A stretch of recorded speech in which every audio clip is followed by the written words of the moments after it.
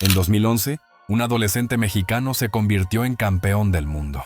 Julio Gómez marcó uno de los goles más recordados en la historia del fútbol nacional, una chilena, con la cabeza vendada, en el último minuto ante Alemania. Fue épico, fue heroico, fue el nacimiento de un ídolo. El país entero lo aplaudió. Lo bautizaron La Momia. Le dieron premios, entrevistas, contratos. Parecía que todo estaba escrito. Su futuro era el éxito. Pero nadie vio venir lo que pasaría después. Porque a Julio no lo destruyó una lesión, ni una mala racha, ni el sistema. A Julio lo destruyó su entorno. Y el que debió protegerlo fue quien lo desvió.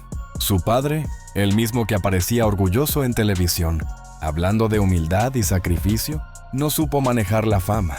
En lugar de guiarlo, lo llenó de soberbia. Le hizo creer que ya lo había logrado todo, que no necesitaba sacrificarse más. Y Julio le creyó. Julio nació el 13 de agosto de 1994 en Tampico, Tamaulipas. Creció en una familia de escasos recursos. En los medios se contaba que su mayor motivación era su madre, quien luchaba contra el cáncer. Querían vendernos al niño de oro, humilde, trabajador, con el corazón en la mano. Desde pequeño mostró talento. Empezó en escuelitas de fútbol locales, hasta que su familia apostó por él, e hicieron un esfuerzo enorme para inscribirlo en la Academia del Correcaminos. Era la mejor de la zona, pero también la más cara. La inversión era grande, pero la esperanza también. Años después, una visoría del Pachuca cambiaría su vida.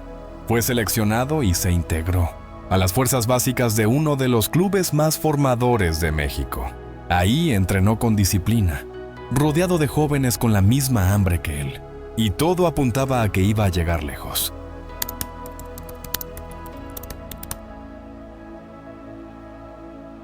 Su consagración llegó en el Mundial Sub-17 del 2011.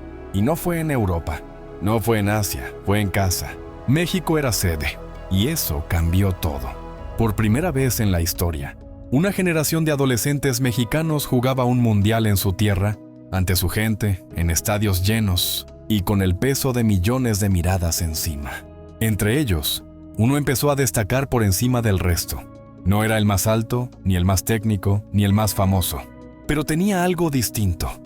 Entrega, sangre, carácter. Se llamaba Julio Gómez. Y en cada partido jugaba como si fuera el último. En fase de grupos ya se notaba que era especial. Contra Corea del Norte, metió el primer gol de México en el torneo, abriendo la ruta del 3-1. En el segundo partido ante Congo, fue la pesadilla constante de los defensas. Provocó un penal. Dio asistencias y corrió como si le debiera la vida al balón. Y ante Holanda, una potencia juvenil, dio una lección de sacrificio sin balón. Recuperó pelotas, aguantó patadas y nunca dejó de presionar. México clasificó como líder, y en ese momento ya se hablaba de él como el alma del equipo. La prensa lo llamaba el guerrero de la media cancha. Los rivales lo señalaban como el más incómodo, y sus compañeros lo seguían. Era el tipo de jugador que no necesitaba hablar, porque su esfuerzo hablaba por él. En octavos de final contra Panamá, dio el pase que selló el 2-0. En cuartos, ante Francia, fue figura total. Abrió el marcador con un gol de puro instinto. Corrió más que nadie y cerró el partido exigiéndose hasta la última gota. Pero nada se compararía a lo que vendría después. Semifinal, México versus Alemania. Estadio Azteca. El partido más esperado. El rival más duro. Alemania llegaba con jugadores que ya entrenaban en la Bundesliga. Eran altos, fríos, tácticos. Y México necesitaba algo más que fútbol para ganarles. Necesitaban fe. Julio lo entendió. Y al minuto 3, después de una jugada que él mismo inició en medio campo, pescó un rebote y mandó el balón al fondo de la red. Gol. El Azteca explotó, pero Alemania no tardó en responder.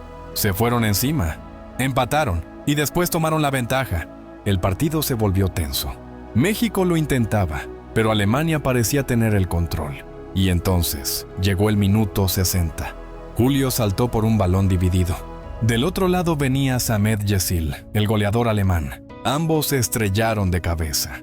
Un golpe seco, brutal, aterrador. Julio cayó al césped como si lo hubieran apagado. No se movía. Los médicos entraron corriendo. Tenía la frente abierta, la ceja rota, el ojo derecho prácticamente cerrado. Sangraba. Tenía la vista nublada. No sabía ni dónde estaba. El estadio quedó en silencio. Lo sacaron en camilla. La mayoría pensó que ahí se acabó su mundial, pero 15 minutos después, regresó, con la cabeza vendada, tambaleante, medio ciego, pero con los ojos llenos de fuego. ¡Julio, Julio, Julio! Y coreaban casi 100,000 personas. Y él, como si lo empujara la voz del estadio, volvió a correr, a chocar, a recuperar balones. Cada pase suyo era un milagro. Cada movimiento era un acto de resistencia. Estaba al borde del desmayo, pero no iba a dejar a su equipo solo. Minuto 89. Tiro de esquina. A rechace. El balón quedó flotando. Todos dudaron, menos él. Julio se lanzó de chilena, con los ojos cerrados, con el alma por delante. Gol. Golazo. Los comentaristas no sabían qué decir. El técnico alemán se llevó las manos a la cabeza. Julio, sangrando, tirado en el suelo, acababa de anotar el gol más épico en la historia del fútbol mexicano juvenil. México 3, Alemania 2. No pudo jugar la final por el golpe. Médicamente, era un riesgo, pero sus compañeros lo sabían. La copa tenía que ser para él, y así fue. México venció a Uruguay 2-0. Campeones del mundo. Y Julio, aún sin jugar la final, fue elegido el mejor jugador del torneo.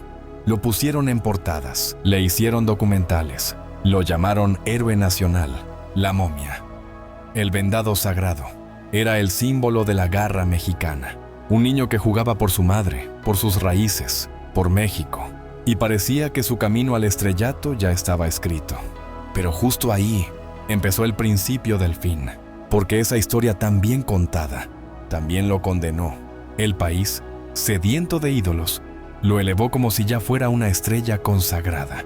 Se le abrieron las puertas. La fama llegó y con ella el ego. Julio ya no tenía que ganarse nada. Todos se lo daban, todos lo buscaban. Mientras otros jóvenes luchaban día a día por un lugar, él ya era la momia. Ya tenía entrevistas, patrocinios, fama. Lo trataron como figura, pero seguía siendo un adolescente. Y el fútbol profesional no es el Mundial Sub-17. Ahí no basta una chilena. Ahí hay que rendir cada semana. Julio nunca terminó de adaptarse. No destacaba. No despegaba. Su rendimiento era pobre. Pero eso no fue lo peor. Aquel chico que supuestamente entrenaba por amor a su madre, se perdió en la noche. Conoció los lujos, la fiesta, la comodidad. El fútbol dejó de ser prioridad. Ya no vivía para jugar. Jugaba cuando le tocaba. Y eso, en un entorno competitivo, es sentencia de muerte. Salió del Pachuca, pasó por Chivas, por equipos del ascenso, cada vez más lejos de lo que prometía, más lejos del nivel, del profesionalismo, de la élite. Una vez dio una entrevista, decía que estaba arrepentido, que ya era padre, que había madurado. Estoy listo, decía, pero nadie llamó, porque todos sabían la verdad. Julio vivió de una chilena. Y nada más. Hoy, a sus 29 años, Julio ya no juega profesionalmente. No entrena, no tiene club. Está lejos del fútbol, lejos de la gloria, lejos de todo. Lo más doloroso es que su historia no se perdió por falta de talento. Se perdió por exceso de promesas, por creer que con un solo momento podía vivir toda una carrera, por no tener quien lo frenara. Y por un padre que, en lugar de guiarlo, se deslumbró con la fama. Julio fue víctima del sistema, sí, pero también fue víctima de su propia historia, esa que se infló tanto que terminó por estallar.